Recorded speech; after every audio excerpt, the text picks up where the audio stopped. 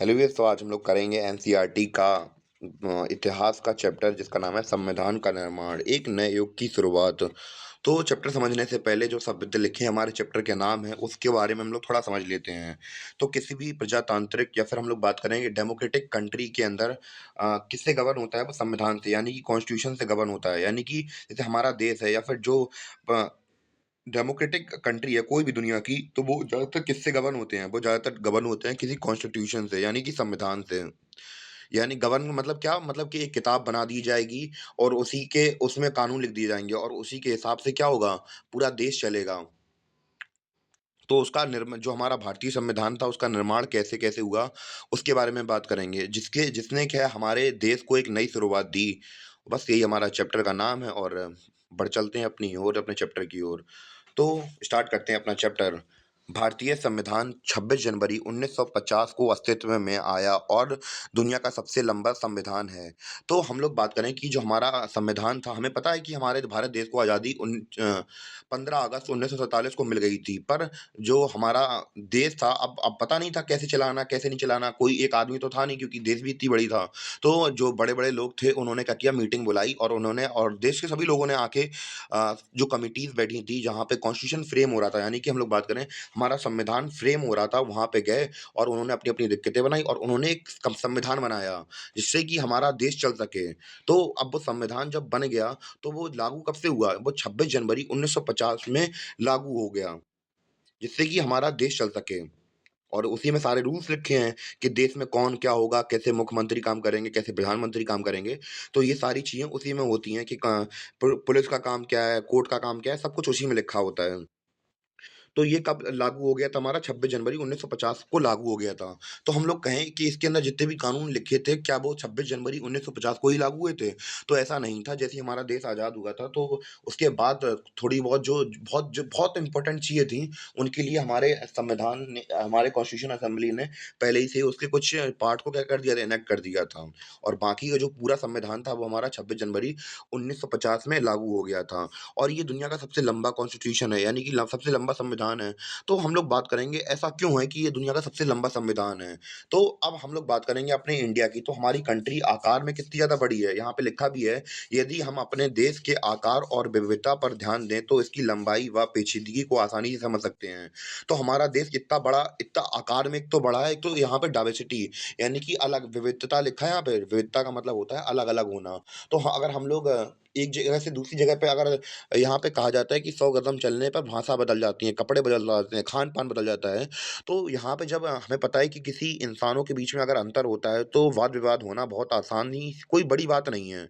इस वजह से यहाँ पे इतनी डाइवर्सिटी देखने को मिलती है। तो अब यहाँ पे इतनी बड़ी अब मान चलिए एग्ज़ाम्पल दे रहा कि मैं, अगर हिंदुओं का कानून है, तो उससे क्या मुसलमान के जो मुस्लिम है वो चलेंगे? या फिर मुस्लिम में कोई कानून से हिंदू चलेंगे क्या?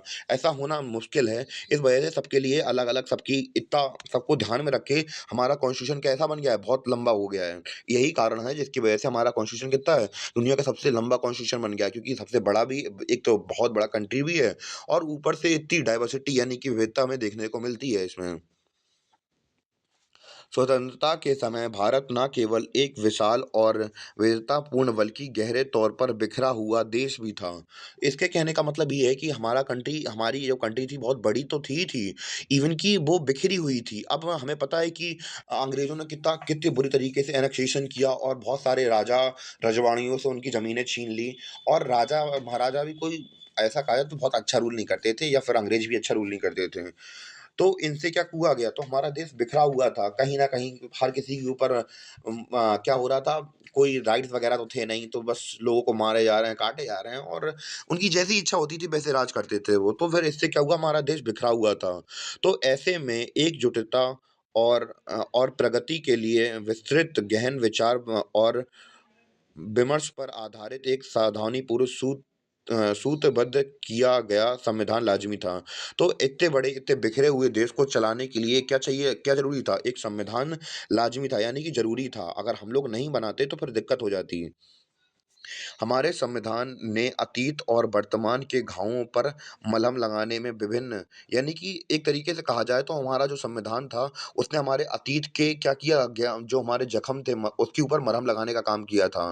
जैसे कि हम लोग बात करें, हमारे जो आज़ादी थी, आज़ादी हमें ऐसे ही नहीं मिल गई, बहुत हज़ारों लोगों ने जानें दी हैं, इसलिए हमें आज़ादी मिली है, उसकी हमें सम्मान करना चाहिए। तो यहीं पे लिखा हुआ है कि मरहम लगाने और विभिन्न वर्गों, जातियों व समुदायों में बँटे भारतीयों को साझा राजनीतिक प्रयोग में शामिल करने में मदद की। तो उसने हेल्प की थी हमारे संविधान ने, कि हमारे घावों को भरा जा जा सके और राजनीतिक तौर पे इकट्ठा किया सके, सभी लोग अपने नेता को खुद चुन सके अपने।